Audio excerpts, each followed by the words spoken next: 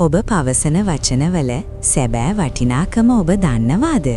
එක් අමුතු නගරයක මිනිසුන්ට දිනකට කතා කළ හැක්කේ වචන 100ක් පමණි. ඔවුන්ට අමතර වචන අවශ්‍ය නම් ඒවා නගරයේ ඇති වචන බැංකුවෙන් මිලදී ගත යුතුය.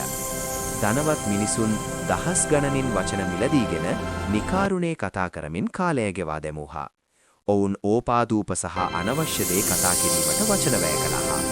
නමුත් එහි සිටි එක් දිලිඳු තරුණයෙකුට දිනකට වචන මිලදී ගැනීමට මුදල් තිබුණේ නැත.